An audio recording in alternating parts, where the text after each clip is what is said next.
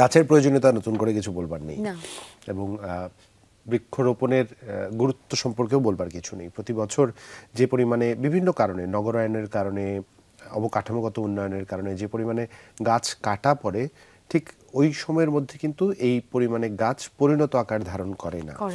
এবং আমরা কোভিডের সময় যে বিষয়টি শিখেছি তা হচ্ছে আমাদের জীবন রক্ষার্থে অক্সিজেনের কোনোই বিকল্প নেই। এটা আমরা জানতাম, কোভিডের সময় উপলব্ধি করেছি। লিটারের পর লিটার অক্সিজেন যখন আমাদের লাগছিল, তখন অনেকেই সামাজিক যোগাযোগ মাধ্যমে এই পোস্টগুলো করেছেন যে আসলে সৃষ্টিকর্তা আমাদের কি অপার সম্ভাবনা বিনামূল্যে দিয়ে রেখেছেন। এটার সামঞ্জস্য বজায় রাখতে হবে, দায়িত্ব আমাদের। যে হোক, একদম। এবং দর্শক, আপনাদেরকেও একটু বলতে চাই আলাদা করে, যখন মানে গ্রীষ্মের দাবদাহে আমরা একেবারে অতিষ্ঠ হয়ে যাই, ওই সময়টা অনেকেই হচ্ছে কি খুব ঘটা করে গাছ লাগানোর মানে একটা উদ্যোগ সবার মধ্যে দেখা যায়, কিন্তু ওটা আসলে গাছ লাগানোর উপযুক্ত সময় না। যে কারণেই আপনাদেরকে মনে করিয়ে দেয়া যে গাছ লাগানোর উপযুক্ত মৌসুম আসলে এখন চলছে। এবং যেমনটা জুবায়ের বলছিলেন যে যেসব এলাকা বন্যাপ্লাবিত হয়েছে সেখানে পানি নিয়ে নেমে যাওয়ার পরপর আপনারা একটু উদ্যোগী হবেন, এখন যেহেতু সম্ভব না। এবং যেসব এলাকায় এখন গাছ লাগানো সম্ভব হচ্ছে বা যাদের পরিবেশ পরিস্থিতি এখন বৃক্ষরোপণের জন্য উপযুক্ত, তারা অবশ্যই এই সময়টা কাজে লাগাবেন। আমরা আপনাদের এই পর্যায়ে একটু লালমনিরহাটে নিয়ে যেতে চাই, কারণ সেখানে বৃক্ষরোপণের এরকম একটা বিশাল আয়োজনের আনুষ্ঠানিকতা চলছে। সেই খোঁজে আমাদের জানাতে আমাদের সাথে যুক্ত হচ্ছেন আমাদের সহকর্মী আনিসুর রহমান লাডলা। আনিস, শুভ সকাল। শুভ সকাল লাডলা।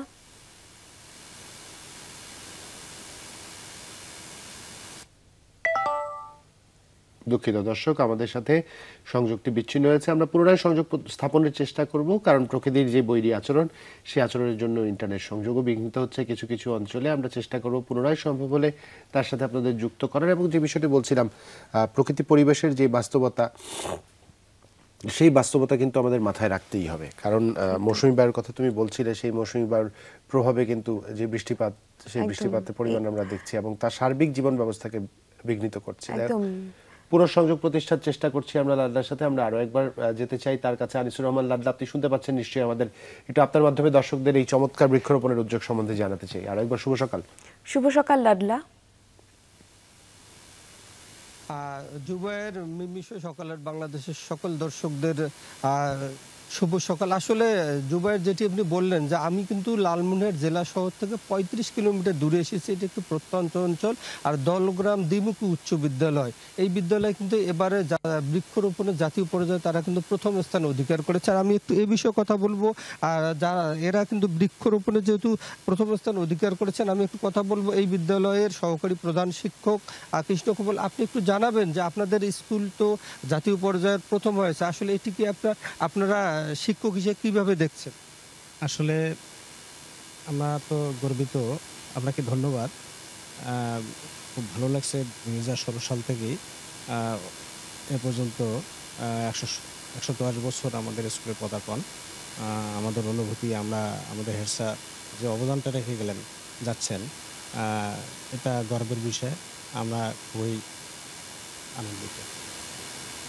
ধন্যবাদ আপনাকে। আসলে আপনি শুনলেন যে আসলে এই স্কুলটি আপনাকে একটু যদি দেখাতে পারি, যে স্কুলের কিন্তু মাঠ এবং ভবন ছাড়া বাকি সব যে জায়গায় সব কিন্তু সবুজায়ন হয়েছে, বিভিন্ন রকম তারা গাছ রোপণ করেছে, যার কারণে তারা কিন্তু এবারে এই অর্জনটা তাদের।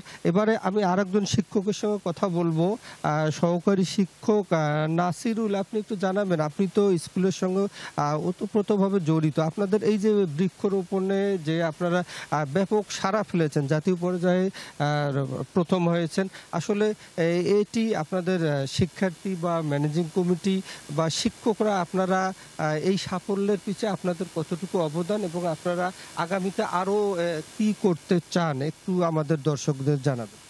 ধন্যবাদ আপনাকে। দেখেন, এই উদ্যোগটা তো আমাদের প্রধান শিক্ষক মহোদয় নিয়েছেন, কিন্তু বৃক্ষরোপণ করলে না, বৃক্ষরোপণ করার সেটাকে রক্ষণাবেক্ষণ করতে হয়।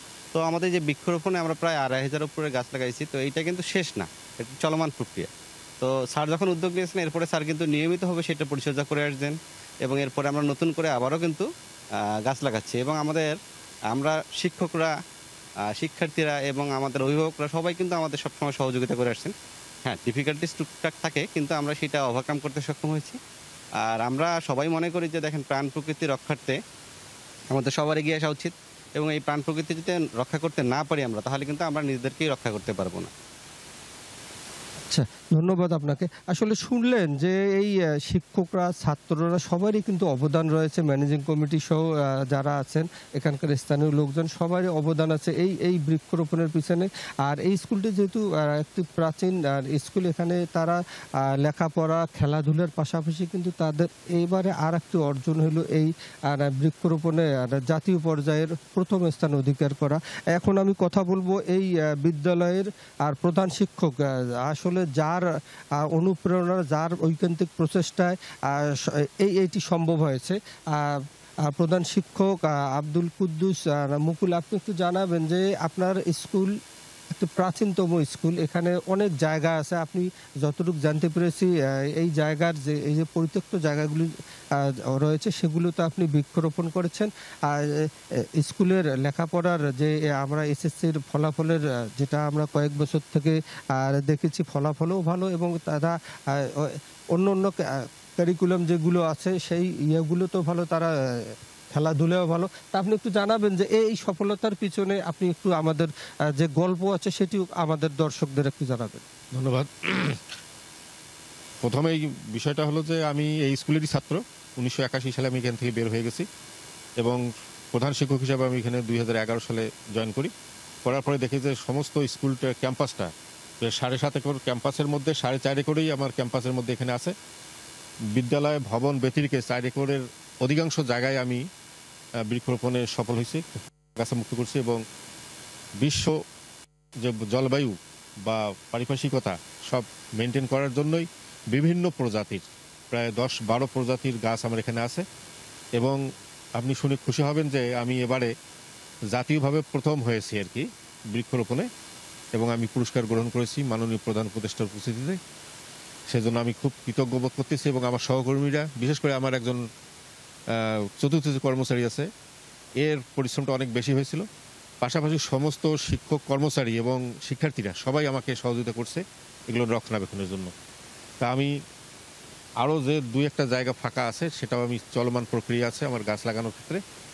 আপনি হয়তো লক্ষ্য করবেন যে আমি এর মধ্যে 10টা নারকেলের গাছ আবার গত পরশুদিন লাগাইছি, সেটাও পরিচর্যা চলছে। আর চাকরি শেষ পর্যন্ত আমি যতটুকু করার আমি করে যাবো ইনশাল্লাহ। ধন্যবাদ। আসলে জুবায়ের, মিমে, আপনারা শুনলেন যে প্রধান শিক্ষক তার আর বিস্তারিত জানালেন। তবে আর একটু আমার প্রশ্ন আছে আপনার কাছে। আসলে এই স্কুলের কতটুকু জায়গা আছে, এই ভবন আছে, এর পরের কতটুকু জায়গা আছে? আরও তো জায়গা আমরা যতটুকু জানতে পেরেছি ফাঁকা আছে, সেই জায়গায় আপনার কোনো পরিকল্পনা আছে কিনা? যেহেতু এখন বর্ষা মৌসুম, মানে গাছ লাগার মৌসুম, আপনার আরও কোনো পরিকল্পনা আছে কিনা? হ্যাঁ, এখানে জায়গা হলো 7.5 একর টোটাল। তার মধ্যে কৃষি জমি আছে 3.5 একরের মতো, আর 4 একর হলো বিদ্যালয় ক্যাম্পাস সহ ভবন। কিন্তু এখানে সামান্য একটু জায়গা আছে যেটা নিচু, ওটা ভরাট করে এখানে গাছ লাগানো যেতে পারে, সেটা পরিকল্পনা আমরা হয়তো ইতিমধ্যে গ্রহণ করেছি বা করবো আর কি, এই আর কি। আর সবচেয়ে গাছ লাগানোর বড় প্রতিবন্ধকতা হলো পারিপার্শ্বিকতা। স্থানীয় জনগণের কিছু অসহযোগিতার কারণে আমি বাধাগ্রস্ত হয়েছি। প্রথমেই 500 চারা লাগাইছিলাম, সে 500 চারা নষ্ট হয়ে গেছে। তার পরবর্তীতে আবার খুব শক্তভাবে এটাকে পরিচর্যা করার ফলে পরবর্তীতে আবার 2500 পর্যন্ত গাছ আমি লাগিয়ে ফেলছি। গাছগুলো এর মধ্যে আপনারা লক্ষ্য করছেন যে গাছগুলো সব বড় হয়ে গেছে, দেখতে ভালোই লাগতেছে আর কি। বিভিন্ন প্রজাতির গাছ আছে, আর ফলজ, বনজ এবং ভেষজ যা আছে সব কিছুই আছে। হরিতকি, আমলকি, আম, কাঁঠাল, জাম, তাল সব কিছু মিলেই আছে এখানে গাছ। ধন্যবাদ। আসলে জুবায়ের শুনলেন যে আসলে যে সব জায়গা আছে উনি এবারে পরিকল্পনা করছে সেই সব জায়গায়ও গাছ লাগাবেন।